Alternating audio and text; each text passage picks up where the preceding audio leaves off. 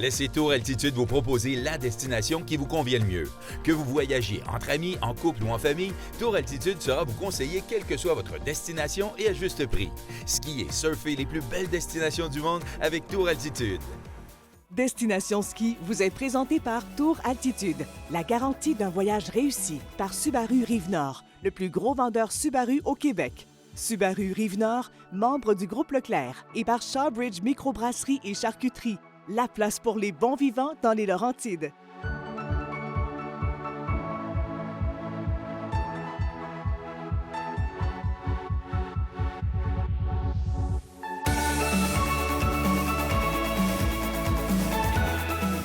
Ah, le Québec, c'est tellement beau cette année. J'espère que vous avez fait vos premières descentes de ski. Les conditions sont parfaites. Sinon, on vous donne le goût cette semaine avec cette belle émission. On vous présente les Indes, le glacier 3000 et Zermatt, le Matterhorn. Bienvenue à Destination Ski.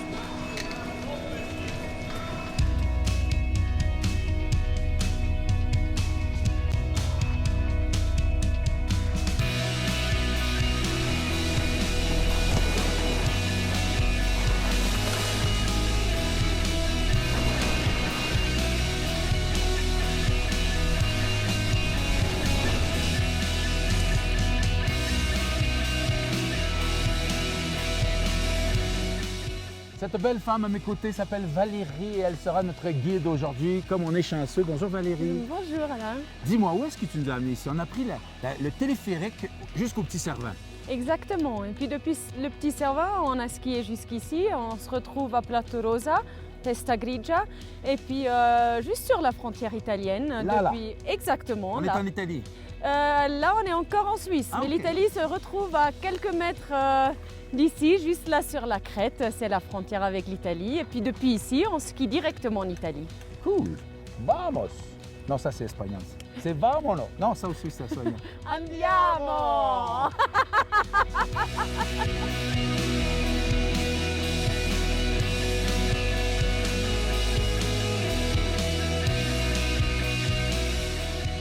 Le domaine skiable de Zermatt est très grand. Nous avons 360 km de pistes et nous disposons de 52 installations de remontée mécanique avec Cervinia. En fait, nous avons 3-4 domaines skiables à Zermatt. Nous avons le domaine de Sunega-Rothorn, nous avons le domaine du Gornergrat qui est accessible aussi avec le train à Crémaillère. Ensuite, nous avons le domaine ici du glacier et qui est relié avec le domaine italien de Cervinia.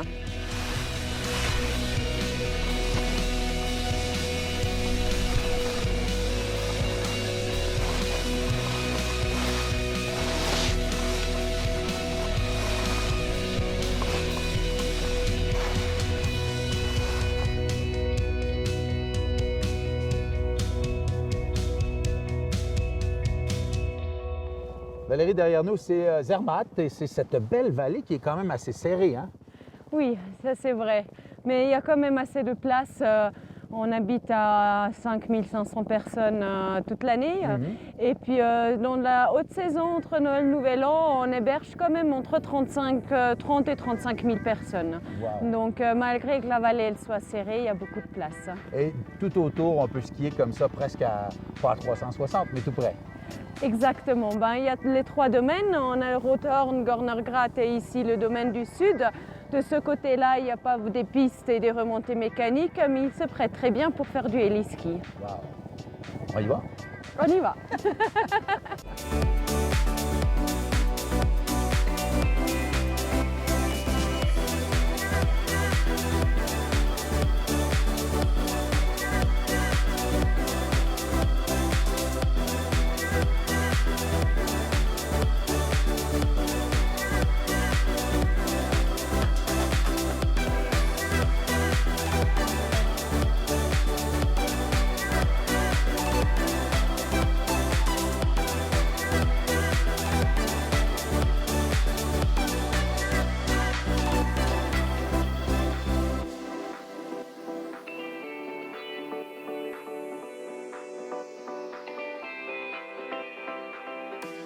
Est-ce qu'on se lasse de regarder le Cervin?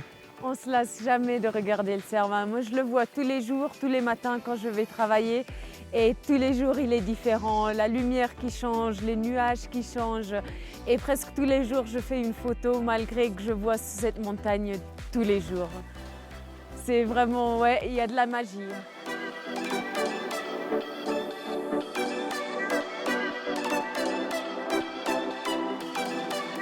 La grande nouveauté que nous avons, c'est la télécabine tricable Matterhorn Glacier Ride. C'est le tricable le plus haut du monde.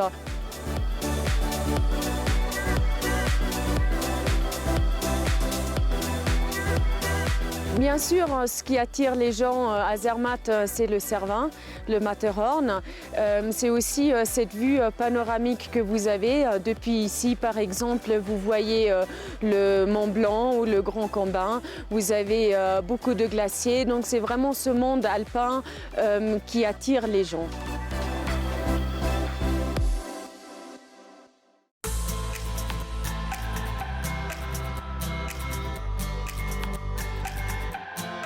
C'est parti!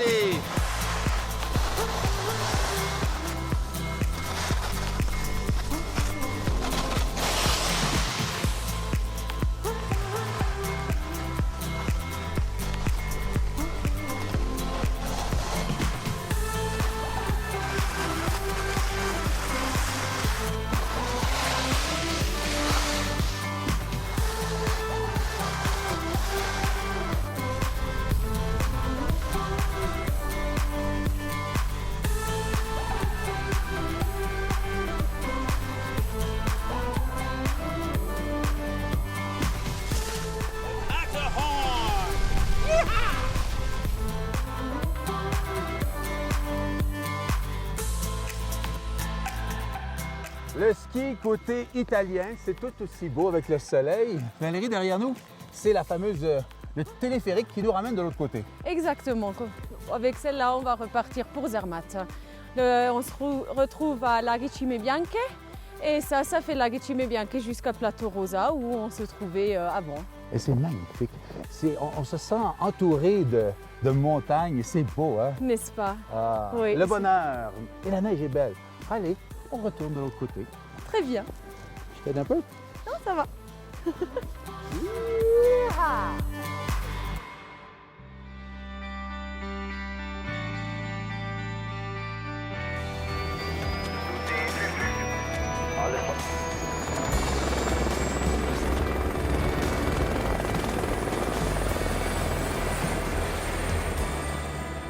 J'ai appris à voler au Canada, dans l'est du Canada, à Fredericton, New Brunswick. Et ça fait plus que 30 ans que je vole. Aujourd'hui, je suis le directeur de cette entreprise et puis ouais, ça me fait beaucoup plaisir. Ici à Zermatt, on a environ 20 000 personnes par jour qui skient. Et puis c'est clair, avec une telle masse de skieurs, il y a la possibilité que l'un ou l'autre il se fait mal. Et là, on a les patrouilleurs qui vont sur site, qui regardent et puis si on n'est pas gravement blessé, on transporte les blessés avec une luge. Et puis si c'est grave ou quand il faut une opération, c'est là où on transporte des gens avec l'hélicoptère en moins que 10 minutes dans un hôpital où on peut faire l'opération.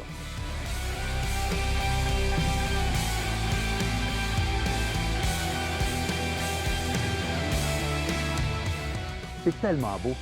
C'est le bonheur ici. Moi, là, je suis l'homme le plus heureux de la planète de pouvoir faire ce métier-là. Je vous invite à venir découvrir Zermatt et Cervinia. Vous allez voir, on a du fun. Cette capsule équipement vous est présentée par Oberson. Cette semaine, un sujet qui va intéresser beaucoup de gens, la randonnée alpine ou le touring. Julien, tu nous as apporté ici toutes sortes de fixations. Il y en a pour tous les budgets. Exactement. En fait, qu'est-ce qui est très important à savoir au niveau des fixations de touring ou sinon des équipements de touring, c'est en fait c'est la performance, mais aussi au niveau du poids. Donc, il y a quelques fixations. Si on regarde une fixation comme celle-ci, qui est un petit peu plus légère, mais va être un petit peu moins performante sur piste. Donc, c'est sûr que pour la personne qui cherche à faire plus de montée que de descente, c'est une fixation qui est très, très bien. Par contre, si la majorité du temps, on veut descendre en piste, on va s'investir vers une fixation qui va être un petit peu plus performante. Des fixations aussi, par exemple, qui vont avoir un relâchement, pas juste à l'arrière, mais aussi à l'avant, qui va ressembler plus à une fixation de ski régulière. Donc aussi un petit peu plus sécuritaire pour les gens qui vont descendre un petit peu plus que monter comparativement à la première fixation qu'on vous a présentée. Mais ici, on parle d'un coût un peu plus élevé que d'autres fixations. Oui, mais en fait, qu'est-ce qui va vraiment faire la différence par rapport, pas nécessairement dans les deux premières fixations, mais si on regarde une fixation comme celle-ci, qui est vraiment une fixation de ski, mais avec un système de rail en dessous du ski, qu'on va débarrer vraiment à l'avant, c'est sûr que ça, c'est une fixation d'instrument qui est plus pesante. Pour quelqu'un, par contre, qui va skier 95 du temps avec son ski, en faire le 5 du temps, monter une fois de temps en temps, c'est un très beau dépanneur. C'est une fixation, justement, qui est un petit peu moins dispendieuse, mais qui peut s'adapter aussi avec une botte qu'on utilise de tous les jours, sans être dans une botte vraiment touring, qu'on appelle justement avec les fameux spins en avant, DIN.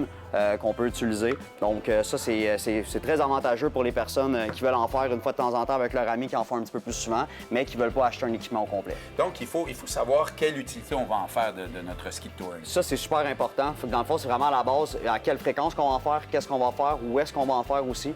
C'est très important à savoir parce que si on n'a pas, premièrement, les bons renseignements que nous allons faire, on ne pourra pas bien vous conseiller aussi par la suite. Donc, Julien, il faut poser les bonnes questions à son conseiller pour savoir exactement quel ski et quelle fixation choisir. Tout à fait. En plus de poser les bonnes questions, il faut surtout savoir qu'est-ce que vous allez faire avec l'équipement. Ça, c'est la priorité. Comme ça, par la suite, on va pouvoir vous donner quelques options. Merci beaucoup. Ça fait plaisir.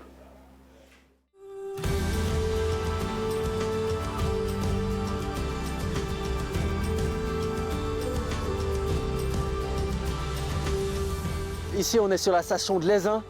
Donc avec le sommet de la Berneuse, on a aussi la région Tête d'Ailly. Et encore plus loin, on a la région des Fers. Oui, alors historiquement, Lézin, c'était un centre pour la tuberculose. Donc ils venaient ici se soigner parce qu'on a beaucoup de soleil et on a une bonne eau potable et une belle oxygène qui rendent la vie très agréable. Oui, alors Lézin, maintenant notre slogan, c'est Lézin Oxygène des Alpes.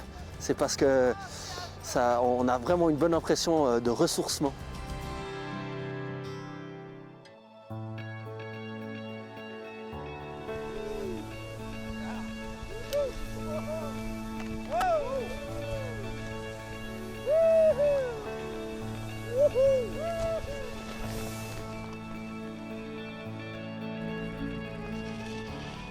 Alors, Dylan, explique-moi un petit peu le domaine skiable pour les gens qui vont venir skier ici. À quoi peuvent-ils s'attendre? Alors ici, dans la région de Lézin, on a un peu pour tout le monde. Ouais. Alors ici sur Lézin, on a des pistes bleues, des pistes rouges, des pistes noires. On a les télécabines et les télésièges. Mais il y a aussi l'Emos, la lécherette, qui est juste à portée de main. Il y a un bus qui fait la liaison entre les deux domaines. Et on peut se rendre avec notre ski pass. Exactement. Exactement. Alors vous pouvez acheter un ski pass pour Lézin avec l'Emos inclus. Là-bas, c'est plutôt arbalète. Et c'est du ski très sympa. Il y a souvent un peu moins de monde. Et on est dans la forêt. Et c'est très sympa. C'est un plus petit village. Donc peut-être une atmosphère encore plus décontractée.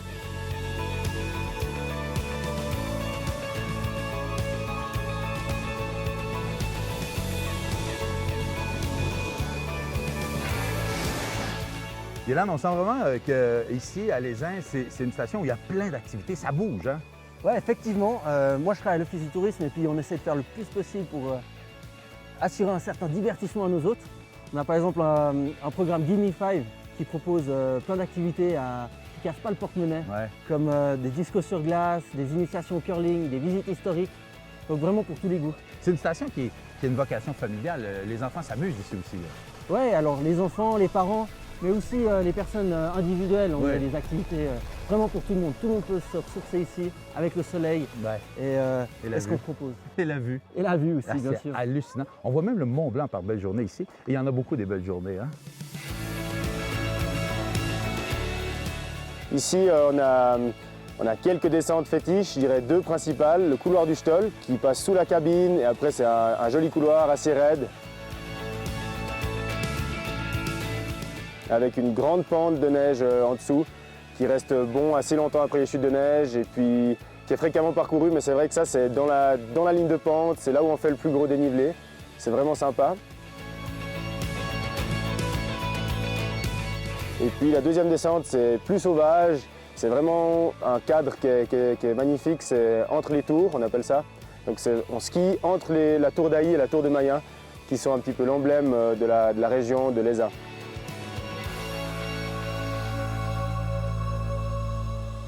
Harry Goethe qui est à mes côtés et québécois d'adoption, mais surtout suisse d'origine. Ouais. Tu nous amènes encore une fois dans un coin fantastique, l'Aisin, destination que beaucoup de Québécois ne connaissent pas. Parle-nous-en un peu. L'Aisin, c'est que je l'ai finalement choisi en mi-parcours peut-être entre nos reportages passés et futurs, ouais. Parce que c'est aussi un point cardinal. Mm-hmm. Ici, dans cette partie-là, on est en total dans la francophonie, c'est qu'ici on parle français tout court. Et au point de vue géographique, au point de vue activité, on est dans un centre proche de la Porte de Soleil, proche de Verbier, proche de Crans-Montana. Et de l'autre côté, vous avez à peine à 35-40 minutes, vous êtes à Gstaad. Et à 25 minutes, vous êtes au glacier 3000. Parle-moi un petit peu du genre de montagne. Ici, c'est pas les plus hauts sommets de la Suisse, mais c'est quand même du beau ski. Généralement, c'est que la station, elle est connue pour être très ensoleillée. Un endroit magnifique, bien situé en plus. Ça. À découvrir.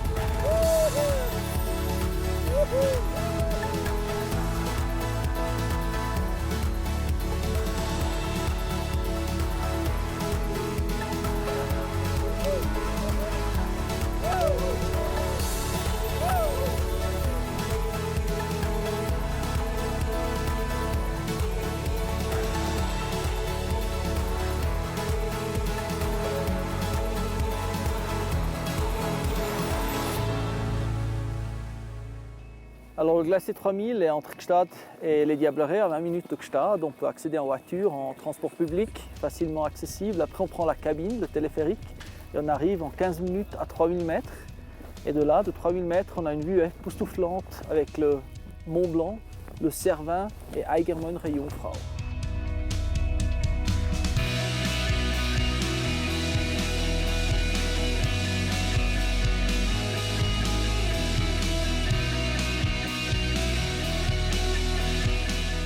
Fiona, où est-ce qu'on se retrouve présentement? On est sur la nouvelle piste rouge du glacier 3000 qui est tout à fait nouveau. Et qui part du sommet? Du sommet et on part vers Martinsberg. OK. Et derrière nous, tu vois le pic de Oldenhorn et c'est tout blanche et c'est rare que tu vois le pic tout blanche. Ah ouais? Oui. Habituellement, il est comment? Noir. Pas de neige? Non. On est chanceux. Oui. Et on a le soleil.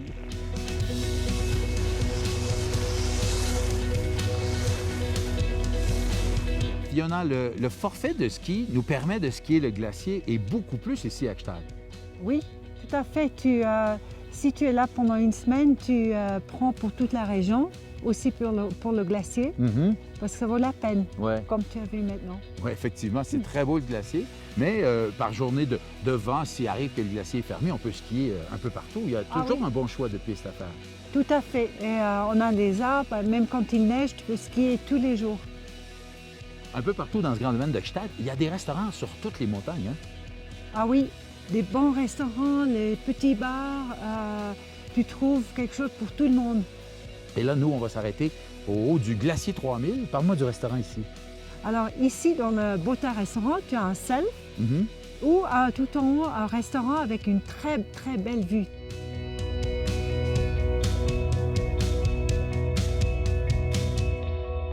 Voilà, on se trouve sur le Peak Walk du glacier 3000 et c'est le seul pont qui relie deux pics. Et tu vois 24 montagnes qui sont plus de 4000 mètres, surtout sur le Valais. Ouais. Et derrière nous, le canton de Vaud et à gauche, le canton de Berne. Donc alors, 3 cantons se réunissent ici? Oui, sur le glacier, il y a 3 cantons. Et dans ces 3 cantons, on parle 2 langues. Alors le suisse-allemand et le suisse-français.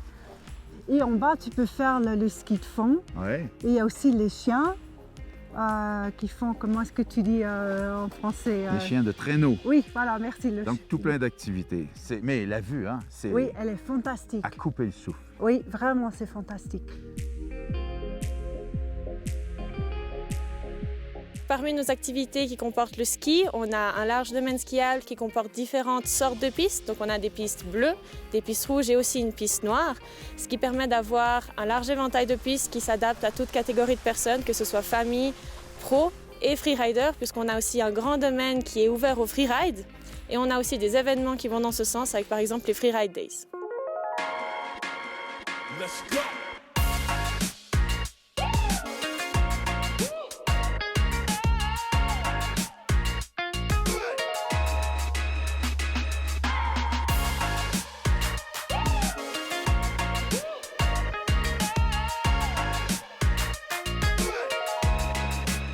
Donc au glacier 3000, nous avons aussi également beaucoup d'activités que l'on peut faire été comme hiver et qui s'adaptent aux skieurs tout comme aux piétons.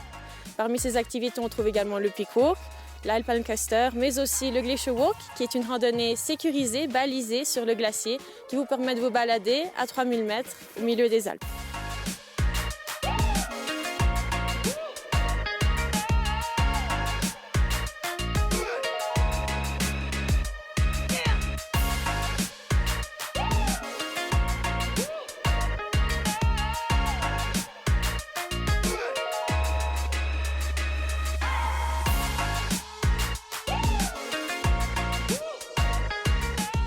Donc, concernant les activités qu'on peut faire aussi en tant que piéton, on a l'Alpencaster qui est la luge d'été la plus haute au monde, qui est praticable pendant l'été.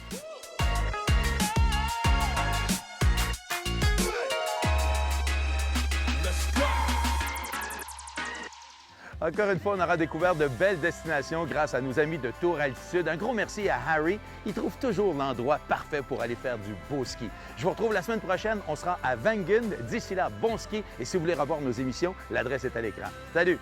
Destination Ski vous a été présenté par Tour Altitude, la garantie d'un voyage réussi. Par Subaru Rive-Nord, le plus gros vendeur Subaru au Québec. Subaru Rive-Nord, membre du groupe Leclerc. Et par Shawbridge Microbrasserie et Charcuterie, la place pour les bons vivants dans les Laurentides.